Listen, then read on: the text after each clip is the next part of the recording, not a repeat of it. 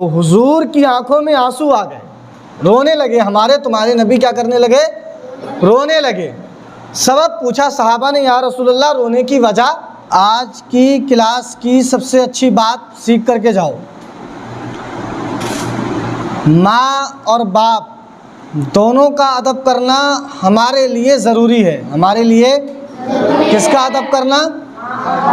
माँ बाप का अदब करना हमारे लिए ज़रूरी है। और कितना ज़रूरी है आप ऐसे समझ लो, जिससे जिसके माँ बाप राज़ी उससे अल्लाह ताला राज़ी, और उससे उसका हबीब यानी हमारे आका राज़ी, हमारे नबी राज़ी। और जिससे जिसके माँ बाप नाराज़ हो गए तो उससे अल्लाह भी नाराज़ हो जाता है और अल्लाह के रसूल भी नाराज़ हो जाते हैं। आप समझो, अगर जिससे अल्लाह नाराज़ हो जाएगा, अल्लाह के रसूल नाराज़ हो जाएंगे, तो उसको कामयाबी मिलेगी? उसको कभी कामयाबी मिल ही नहीं सकती। वो कभी कामयाब नहीं हो सकता जिससे जिसके माँ बाप नाराज़ हो गए। और वो कामयाब है जिससे जिसके माँ बाप राज़ी हैं। और राज़ी कब होंगे? जब आप अपने माँ बाप का अदब करोगे, जब आप अपने माँ बाप का कहना मानोगे, जब आप अपने माँ बाप की बातें सुनोगे और वो जो कहेंगे वो करोगे, तब आपके माँ बाप आपसे राज़ी हो जाएंगे। फिर अल्लाह भी राज़ी हो जाएगा और हमारे नबी भी हमसे राज़ी हो जाएंगे। और हमें दुनिया में भी कामयाबी मिलेगी, कब्र में भी कामयाबी मिलेगी और आखिरत में भी कामयाबी मिलेगी। अब दूसरी बात समझ लो, माँ बाप बच्चे को किस लिए पढ़ाते हैं? दौलत कमाने के लिए या शोहरत के लिए, या इसलिए पढ़ाते हैं कि बच्चा बड़े होकर के पढ़ लिख करके हमारा अदब एहतराम करे? बताओ किस लिए पढ़ाते हैं? अदब के लिए पढ़ाते हैं ना। सीधी सी सिंपल सी बात है, अगर माँ बाप को पैसों के लिए पढ़ाना होता तो पैसों के लिए तो वो होटल पे लगा देते। पैसा तो भाई काम करने से भी मिलता है ना, पढ़ाने से ही थोड़ी नहीं मिलता है।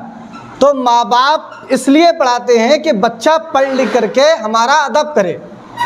अब मान लीजिए कि एक बच्चे को आलिम दीन बना दिया किसी माँ बाप ने, अब वो पढ़ तो गया, काबिल बन गया, और माँ बाप ने उसकी पढ़ाई के लिए बड़ी परेशानी उठाई। अब वो बच्चा अपने माँ बाप का अदब ना करे, दौलत उनके कदमों में ला के डाल दे और उनको प्यार से दो बात ना बोले, तो बताओ माँ बाप खुश हो जाएंगे? बिल्कुल नहीं हो सकते, क्योंकि दौलत उनकी खुशी नहीं है। उनकी खुशी है कि बच्चे ने हमसे दो बातें प्यार से की, हमारा कहना माना, हमारा अदब करता है, हमारा बच्चा कामयाब है। अब जो बच्चा पढ़ा लिखा ना हो और वो अपने माँ बाप का अदब करे, और जो पढ़ा लिखा हो वो अपने माँ बाप का अदब ना करे, तो दोनों में कौन अच्छा? पढ़ा लिखा या जो पढ़ा लिखा नहीं है वो? अनपढ़ बच्चा कामयाब है ना। अनपढ़ बच्चा माँ बाप के लिए अच्छा है। क्यों अच्छा है? फ़कत इसलिए कि वो हमारा अदब करता है, फ़कत इसलिए कि वो हमसे मोहब्बत से बोलता है। ठीक है, तो वहाँ पर पढ़ाई दम तोड़ देती है, वहाँ पर दौलत ख़त्म हो जाती है, वहाँ पर शोहरत ख़त्म हो जाती है, जहाँ पर अदब आता है। तो दौलत की कोई वैल्यू नहीं है, शोहरत की कोई वैल्यू नहीं है, अदब की वैल्यू है। आप जिस दिन अदब सीख जाएंगे, अल्लाह आपको कामयाबी अता कर देगा। तो मेन चीज़ है अदब। अदब है तो सब कुछ है, अदब नहीं है तो कुछ भी नहीं है। तो माँ बाप बच्चों को सिर्फ़ और सिर्फ इसलिए पढ़ाते हैं कि बड़े होकर के बच्चा जो है वो हमारा कहना माने और अदब तहज़ीब से पेश आए, और बच्चा जो है वो हमारी बातों को सुने और अच्छे काम करे, बुरे कामों से बचे। इसीलिए माँ बाप अपने बच्चों को पढ़ाते हैं। पढ़ाने का सिर्फ माँ बाप का एक ही मकसद होता है कि हमारा बच्चा अच्छे काम करे और हमारा नाम रोशन हो। ठीक है, और एक चीज़ और समझ लो, माँ बाप का बहुत बड़ा मर्तबा है इस्लाम के अंदर, बहुत बड़ी अज़मत है इस्लाम धर्म के अंदर। इतनी बड़ी अज़मत है माँ बाप की, इतनी बड़ी अज़मत है कि अगर हम सारी ज़िंदगी उनकी खिदमत करते रहें, सारी ज़िंदगी उनको कमा के खिलाते रहें, सारी ज़िंदगी एक एक चीज़ उन पर कुर्बान कर दें, तब भी उनके एहसान का बदला हम चुका नहीं सकते। और कैसा अदब, कैसा मर्तबा, कैसी अज़मत। एक मर्तबा सहाबा ने नबी से पूछा, या रसूल अल्लाह सल्लल्लाहु तआला अलैहि वसल्लम, माँ का मर्तबा क्या है? तो हुजूर की आंखों में आंसू आ गए, रोने लगे। हमारे तुम्हारे नबी क्या करने लगे? रोने लगे। सबब पूछा सहाबा ने, या रसूलल्लाह रोने की वजह?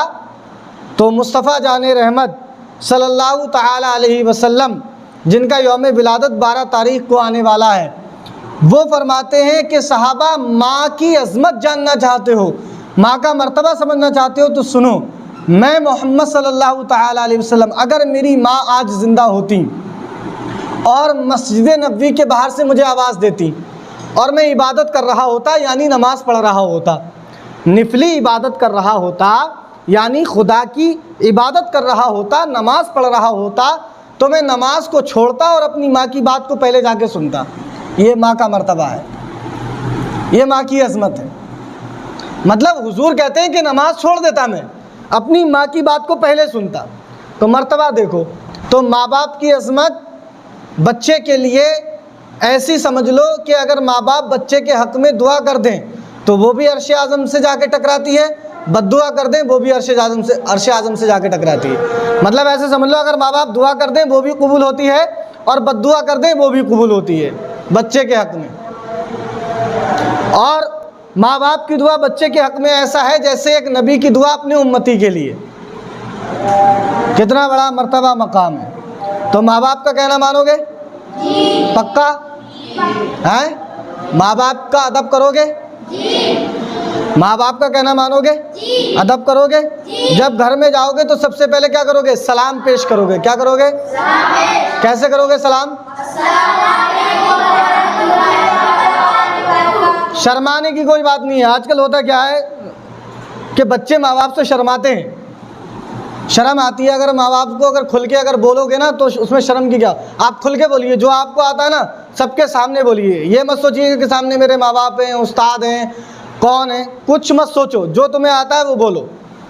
अगर आज गलत बोलोगे तभी तो कल सही बोलोगे। जब बोलोगे ही नहीं तो तुम्हें पता क्या लगेगा कि गलत क्या है और सही क्या है?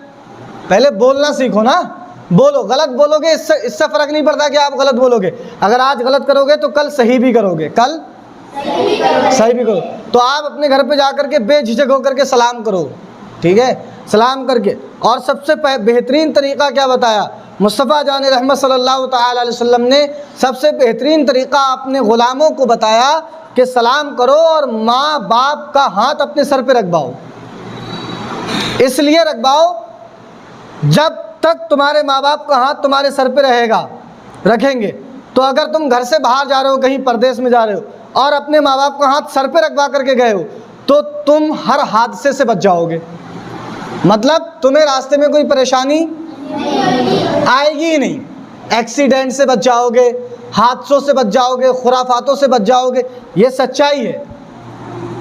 जो बच्चा अपने माँ बाप का हाथ सर पे रखवा करके जाता है ना, वो तमाम बलाओं से महफूज हो जाता है, ठीक है?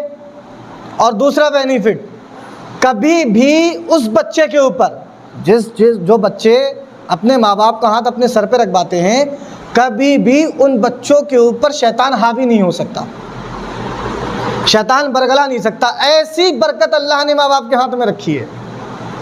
ऐसी बरकत अल्लाह ने किसके हाथ में रखी है? माँ बाप के हाथ में रखी है। तो अब आपको फैसला करना है कि आपको क्या करना है। अब शर्माना नहीं, अपने माँ बाप का हाथ सर पे रखवाने से क्या, सलाम करो, जाओ अपने सर को झुकाओ और माँ बाप का हाथ अपने सर पे रखवाओ, ठीक है? आगे बात समझ में? जो बच्चे कुछ दिनों के बाद अपने घर पे जाएंगे तो उनके लिए भी यही है, और जो अभी अपने घर पे जाएंगे उनके लिए भी यही है। समझ में आ गई? अमल करोगे इंशाअल्लाह। जब हम बोला करें अमल करोगे तो आप क्या बोलोगे? इंशाअल्लाह। क्या बोलोगे? अपनी गुफ्तगू को चेंज कर दो, अपनी बातचीत को बदल दो। जो अब तक करते थे, कोई आपसे कहता था कि करोगे, जी हाँ करेंगे, या करेंगे, कर लूँगा, ये सब ख़त्म कर दो। कर लूँगा, कर लेंगे, ये क्या होता है? कर लूँगा, कर लेंगे क्या होता है? सीधे बोलो इंशाअल्लाह, जी ज़रूर करूँगा। हैं? जी शामिल करो। आपसे बड़ा है तो इंशाअल्लाह, जी ज़रूर करूँगा। क्या कहोगे? इंशाअल्लाह, जी ज़रूर करूँगा, ठीक है? अल्लाह के नाम को शामिल करो। हैं? कोई चीज़ आपके सामने अच्छी मालूम होती है, बढ़िया लगती है, तो क्या कहो? माशाअल्लाह। क्या कहो? क्या कहोगे? माशाअल्लाह। कोई आपसे पूछे आप कैसे हो, क्या कहोगे? अल्हम्दुलिल्लाह मैं अच्छा हूँ। क्या कहोगे? बस आपको करना कुछ नहीं है, कुछ भी तो नहीं बदलना है आपको।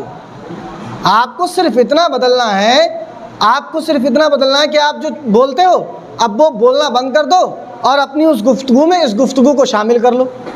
भाई जितना बोलते थे कि अगर किसी ने पूछा आप कैसे हो तो क्या हाँ ठीक हूँ, ये तो बोलते ही हो।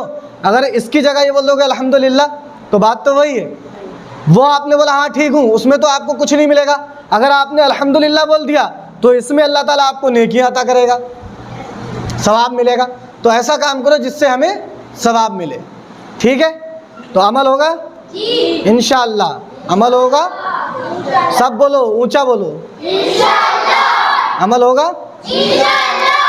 अगर आपको मेरी ये वीडियो अच्छी लगी हो तो मेरी वीडियो को लाइक करें, शेयर करें, सब्सक्राइब करें, मदरसा नेटवर्क को ज़्यादा से ज़्यादा प्यार दें ताकि हम और अच्छा बेहतरीन काम कर सकें, एक इस्लामी माहौल पैदा कर सकें। और हमारी इस्लामी वीडियो आप अपने बच्चों को भी दिखाएं ताकि आपके बच्चों में एक इस्लामी माहौल पैदा हो। मैं हूं आपका दोस्त आलम तहसीनी, आप देख रहे हैं मदरसा नेटवर्क। अस्सलामु अलैकुम व रहमतुल्लाहि व बरकातुहू।